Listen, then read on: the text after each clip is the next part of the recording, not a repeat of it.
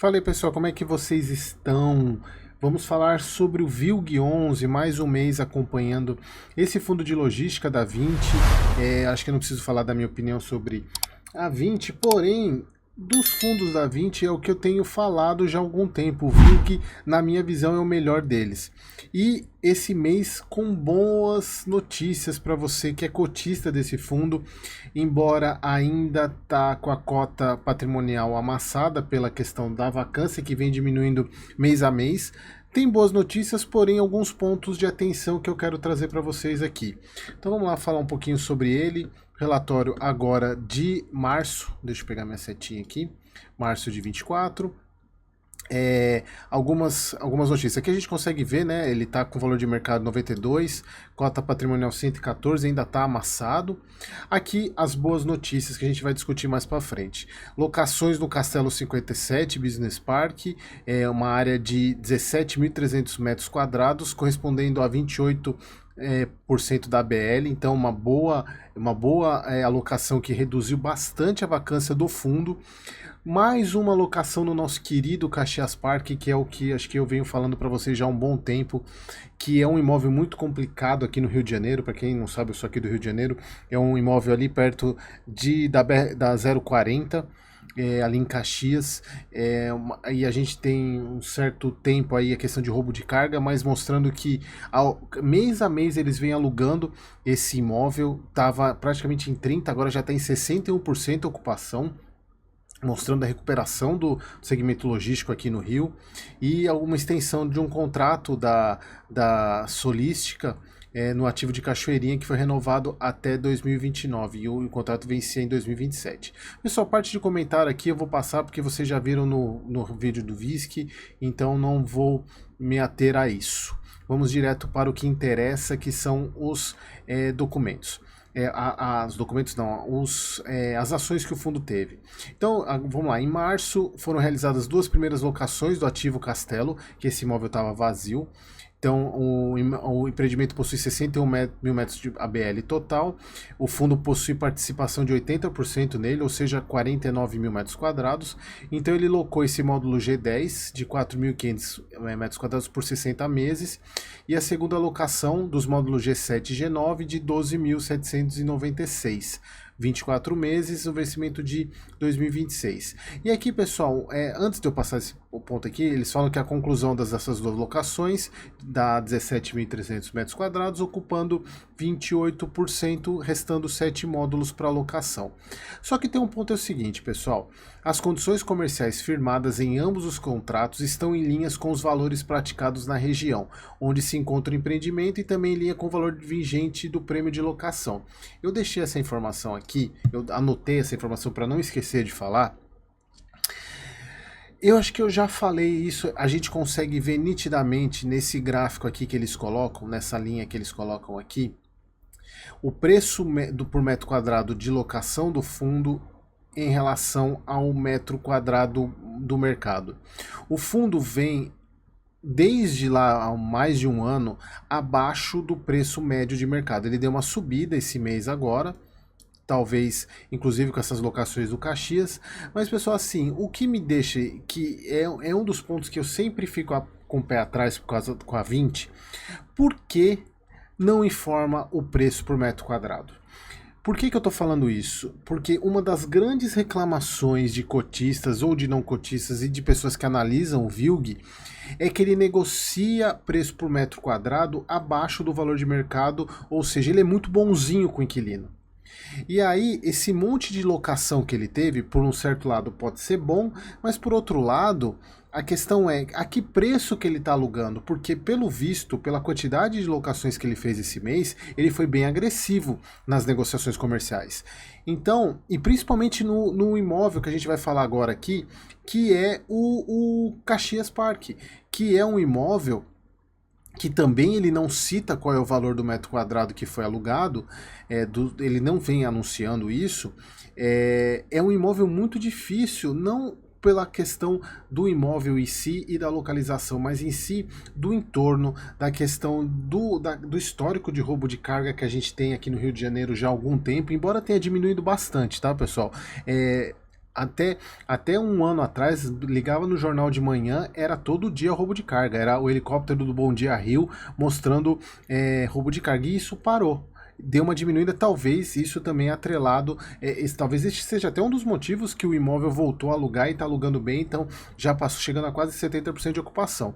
Mas assim, o que me chama a atenção é a questão de você não ter informação do preço por metro quadrado. Qual é o motivo de esconder isso? Uma coisa é você ter informação confidencial que por exemplo, você está comprando ou vendendo um imóvel, você não pode, obviamente, abrir esse tipo de negociação, mas o imóvel já está, do fundo, já está alugado. Qual é o sentido de não mostrar? Obviamente que ele não é obrigado a mostrar, porque isso é uma condição contratual. Mas por que não mostrar? Porque isso traz uma certa desconfiança, e isso, pelo que eu falei, as pessoas que analisam esse fundo já comentam isso há algum tempo, que o VILG, a gestão da Vinci no VILG, negocia preço por metro quadrado muito abaixo do mercado. E qual é o motivo disso? Então a gente, eles deveriam, acho que seria até sugestão, né? Coloca o preço por metro quadrado para a gente poder entender e quais são os motivos, até para mostrar, não, de fato, a gestora está bem ativa, não está sendo agressiva no preço, porque a gente pode pensar, ela está alugando porque ela está baixando o preço, e aí fica uma condição para o inquilino muito boa. Então aqui eles alugaram mais galpões aqui, a gente até fez uns desenhos do relatório passado, então o G3 100% locado, o G2 100% locado, e agora só está faltando o maior galpão, que é o G1, por isso até que ele está com 70%, porque ele é o que representa mais, ele está 25% locado, então ele está tem somente locado 25%, que são esses módulos do 137 ao 148 que foram alugados agora, né? Se eu não me engano, aqui ó, a empresa Setor Varejo é relativa aos módulos 137 e 148 do Galpão 1. Então tá faltando essa parte aqui, e para fechar a questão do aditivo, né, que foi para regrar um allowance, que na verdade isso daqui é uma carência, né? Eu não sei porque eles colocam um termo em inglês, mas é uma carência. E aqui os recursos serão destinados para melhoria e adequações do locatário no empreendimento. Em contrapartida, o aditivo prorrogou por mais 18 meses esse contrato aqui lá no CD Cachoeirinha. Bom, aqui, pessoal, a gente consegue ver que o fundo voltou a guardar dinheiro. Aí a gente volta aqui, se a gente for pegar, ele gerou o resultado de 10, e, na verdade vamos pegar por cota, né? Gerou 67, pagou 58, conseguiu guardar 9 centavos, já está com uma reserva de 11. Vamos ver se não acontece o que aconteceu aqui, que ele precisou... em vez de ele reduzir o rendimento, ele queimou toda a reserva, e aí chegou um momento que ele teve que reduzir. Então vamos ver se agora o fundo consegue se recuperar, consegue terminar a alocação e volta a ter o patamar de 70 centavos, que era o patamar do ano passado. E aí, quem sabe, o fundo consiga subir o valor de cota e consiga emitir, sem precisar vender nenhum ativo e poder crescer, né? É o que a gente espera desse fundo aqui. Mas assim, tá indo no caminho, né? Tá no caminho. Eles até colocam a questão, isso eu já tenho falado, que o guidance é de 65, 55 a 65, que teve que cair, obviamente, porque com a vacância e a questão das reservas, ele teve que reduzir, mas mostrando que o fundo está se recuperando. Vejam, voltou a aumentar, isso é muito importante, né? Porque aumentando o rendimento, a cota naturalmente aumenta. E aí ele tem a questão, ele teve uma redução de cotistas, um pouquinho, mas... Sem problema nenhum. Aqui ele tem um passivo que tem passivo um pouco caro, que é esse IPCA 7.000, o restante é gerenciável, mas ele está muito tranquilo com caixa, porque ele tem liquidez, ativos de liquidez basicamente 53 milhões, e ele tem de parte principal, aqui ele consegue pagar pelo menos até 2026, mais ou menos, sem precisar fazer emissão. Então ele está tranquilo nesse ponto, mas o importante seria uma emissãozinha aí para acabar com essa alavancagem do fundo, que se a gente for ver, ela é até que considerável, tá dando um pouquinho mais de 10% 10%, 11% do PL do fundo. Aqui o que eu falei para vocês, né, a receita, ele vem negociando o preço de mercado abaixo, deu uma aumentada esse mês, quase juntou aqui, mas o histórico é abaixo, que é a grande questão, grande desconfiança desse fundo. Aqui deu uma boa subida na ocupação, isso é muito bom, isso é muito bom.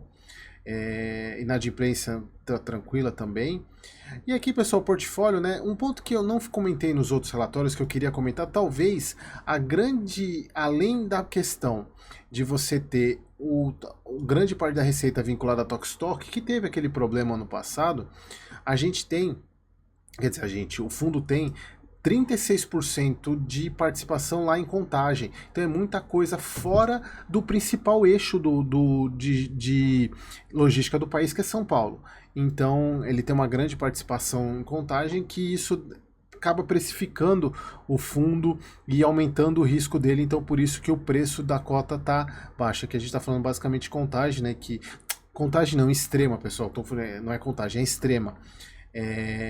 Então ele tem bastante, a participação dele é muito grande, acaba que isso, como eu falei para vocês, precifica o fundo, amassa o valor de mercado, beleza? Então, pessoal, era isso que eu queria passar para vocês. Vamos continuar acompanhando o VILG. Assim, é bom porque desde que eu comecei a acompanhar, ele vem melhorando mês a mês. Isso que é importante e a gente quer cada vez mais os fundos melhores, beleza? Então, espero vocês no próximo vídeo.